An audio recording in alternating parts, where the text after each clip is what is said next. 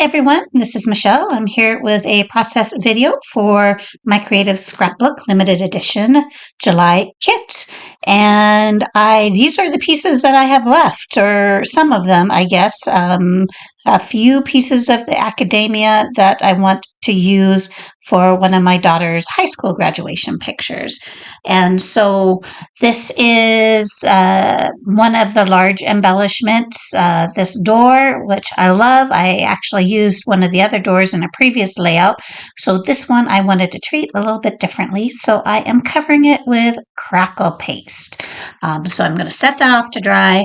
I might have mentioned this is my fourth layout with this kit, and I have used a lot of the flowers, and so I am using a layered die to create some flowers out of one of the what or wherever pattern papers, and then I'm going to layer that up in a little bit.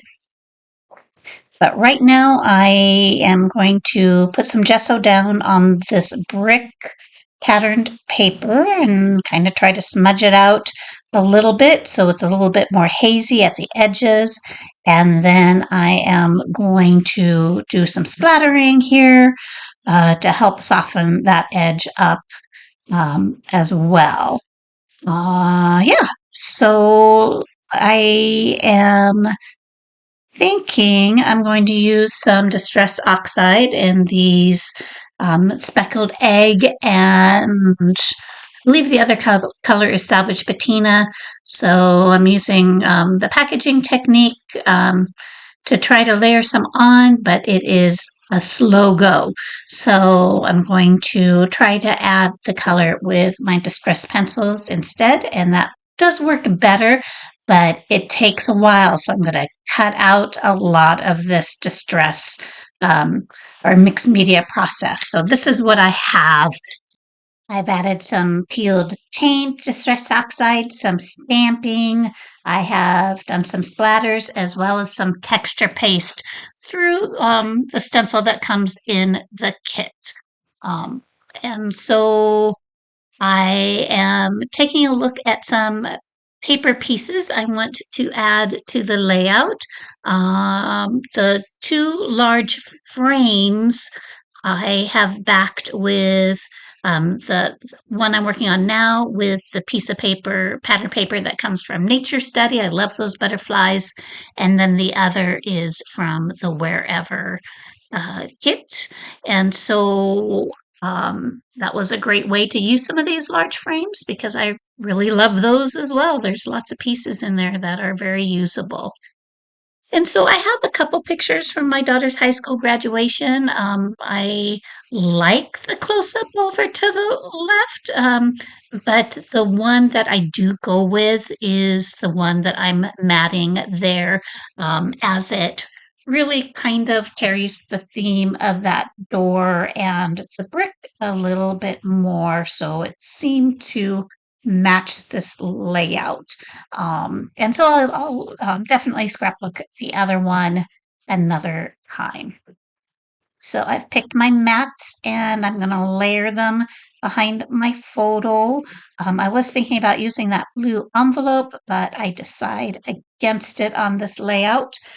And I am using some foam to match up my photo there. Now I'm going to take a look at the flowers that I do have left and the one I created. I'm adding I have a honeycomb die, and so I did cut out a couple pieces of white just to soften those clusters up a little bit.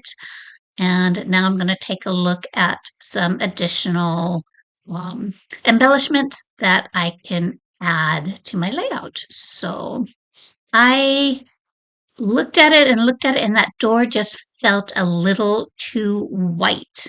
And so I'm going to add some, added some texture paste and used that honeycomb stencil. And I am just going to use some Tim Holtz Distress Glaze to add a little bit of color that coordinates with what I have going on so far to that door. And so I am going to dry that off to set that distress glaze. And I'm heading in the right direction, but I want to do a little bit more. So I'm going to go ahead and put some texture paste in a couple of the corners, along a couple of the edges, just to build up a little bit of plaster feel to that door. And then you can see where it has the backing of that navy. I'm going to remove that and do something a little bit lighter. All right, and so my texture paste dried. I'm going to add a little bit of rusty hinge, a little bit of walnut stain, I believe, and ground espresso to darken up the edges of my door. So that feels a bit better. I use that Nature Study butterfly paper behind my door. So I'm happy with that. I'm going to go ahead and adhere that down, as well as adhering my photo here in a few minutes. So I'm going to go ahead and distress all my edges. I haven't done that yet. I'm pretty sure that these are the embellishments that I'm going to use. And I say that, and there's going to be some changes, but at this point, I don't know that. So I'm going to go ahead and adhere those honeycomb pieces and some of the flowers. So I'm using the collage medium to adhere my flowers this time. Usually I just use a gel medium, but I thought I'd try this other, try the collage medium as it's in a bottle. It's a little easier to adhere and it sticks really well. It did take a while to dry. I was hoping it would dry a little bit faster, but that's okay. Yeah, so that flower that I made had just a couple too many layers. I wanted it to be smaller than the blue flower. So that allowed me to take off a couple layers and use them there to the right of my photo. I have another blue flower that matches the one that I used up and left. And now I am going to go ahead and start adding some of those larger embellishments. Yeah. Um, Now, usually, like, I don't know if you've noticed with most of these, I will just use some foam tape at the top and then use just regular glue or tape adhesive on the bottom. So it gives them a little bit of lift where you can see them, but it doesn't add a lot of bulk because I already have plenty of bulk going on. So my title there is Graduation. I'm going to put the ruler behind it just to give it something to sit on. And then I have another word phrase that is going to go below that.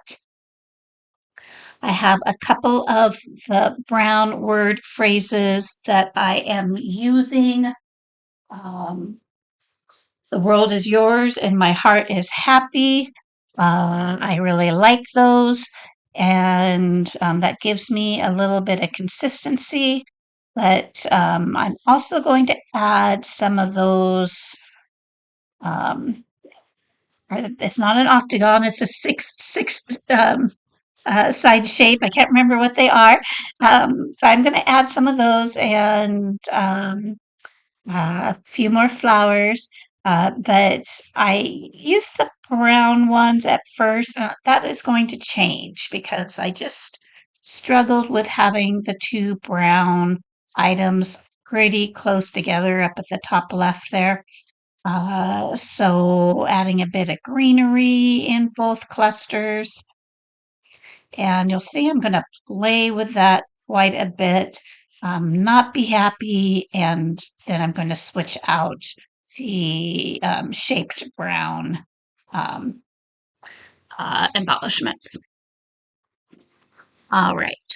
So I have added a tag for my journaling. So I'm going to do my journaling here in a bit. And yeah, everything is kind of moving along. Go ahead and adhere that leaf down. I've decided where my leaves are going to go. See, I'm going to play with that. Um, and